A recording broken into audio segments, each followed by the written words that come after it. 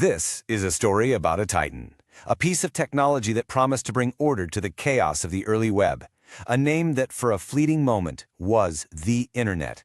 It was brilliant, it was fast, it was the future, and then it was gone. You know, before Googling was a verb, before that simple white page with a search bar became our window to the world, the name on everyone's lips was AltaVista. Back in the mid-90s, you didn't say Google it, you'd say, I'll AltaVista it. I mean, it literally had everything. The tech, the timing, a massive head start. It was years ahead of anyone else. But its rise was just as dramatic as its fall. So how does a giant like that just disappear? That's the story we're getting into. Okay, so let's set the scene. Picture it. It's 1995. The internet is like the Wild West. It's exciting, it's chaotic, but it is completely unmapped. Trying to find anything specific was, well, it was a nightmare. But deep inside Digital Equipment Corporation, a huge old-school tech company, a small team of engineers was secretly building something that sounded, well, frankly, impossible. A tool that could read every single word on every single page of the web and give you an answer instantly. The man leading the charge was Louis Monnier, and his vision was as simple as it was huge: make the entire internet searchable. When they finally launched in December of '95, the power it had was just unheard of. Think about this. It processed 20 million web pages in one day. In 1995, the world had never, ever seen anything remotely like it. For anyone who used it back then, the feeling was pure magic. The page was clean. The speed was unbelievable.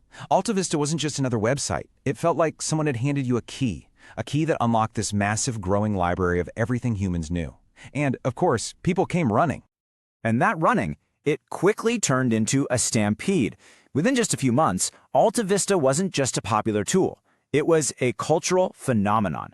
This was its moment. Get ready for this number. By 1996, it was handling 80 million searches a day. That made it the most popular website on the entire planet. Nothing else even came close. It was faster, bigger, and more ambitious than anybody. It wasn't like Google. It was the Google of its time. Users absolutely loved it. Competitors were terrified of it. It was already doing things we take for granted now, like letting you search in plain English, or even translating pages. For that brief, shining moment, AltaVista really was the internet.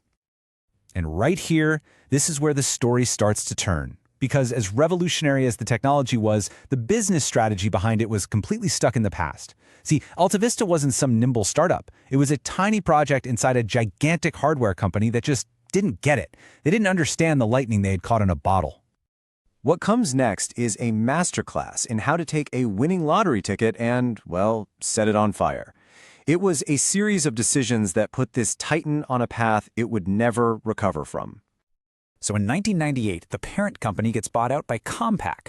Now, Compaq was famous for making computers, physical beige boxes. They understood hardware, but the exploding world of the internet, it was a foreign language to them. So what did they do? Instead of protecting this beautiful, powerful, simple tool that everybody loved, they did the exact opposite. They decided to turn AltaVista into a web portal. Suddenly, the clean page was a mess of news, weather, shopping links, you name it. And the one thing people came for, that search bar, got buried under a mountain of distractions, all so they could chase a few extra ad dollars. And the difference couldn't be more stark, right? On one side, you have AltaVista, just total chaos and banner ads. And on the other, you have this new competitor showing up with the simplest idea in the world, just a logo and a search bar. That's it. Because while Compaq was busy adding all that junk, two Stanford students, Larry Page and Sergey Brin, were obsessed with the opposite. Their little project was called Google, and it had a secret weapon. It wasn't just about counting keywords like AltaVista did. It was about relevance. Their algorithm, PageRank, basically treated links like votes. So it didn't just find you pages, it found you the best pages, the ones that mattered. The whole world was moving forward, and by the early 2000s, it was painfully obvious that AltaVista had been left behind. The engine that once powered the web was now just sputtering, buried under the weight of its own bad decisions. What happened next was just kind of sad. The company got passed around from owner to owner like a hot potato. Compaq sold it to Overture, then Overture got bought by Yahoo. Finally, in 2013, after years of neglect, Yahoo, a company that was having its own identity crisis, quietly pulled the plug. The lights went out for good. And that was it. No thank you for the memories, no tribute page for the pioneer that first mapped the web. The giant just vanished into thin air. Silence.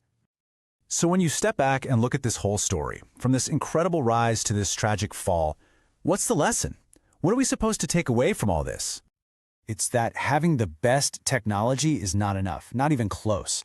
The tech year was off the charts, absolutely world-class. But the vision, the idea of what to do with that tech, was completely broken. They lost focus. And when you're building the future, focus is everything. See, the fall of AltaVista wasn't a failure of engineering. The code was incredible. It was a failure of courage. The courage to protect what made them special. The courage to stay simple, to keep innovating, and to realize they hadn't just built a website, they had discovered the future. And maybe, in the end, that's its true legacy. AltaVista walked so that Google could run. Its code might be gone, but you can still feel its impact in every single search we make today. Because before we Googled anything, we were all AltaVista-ing it. It's an incredible cautionary tale for any innovator out there. But it really gets you thinking, doesn't it? What other titans have been lost to time? What forgotten giants of technology do you think we should explore?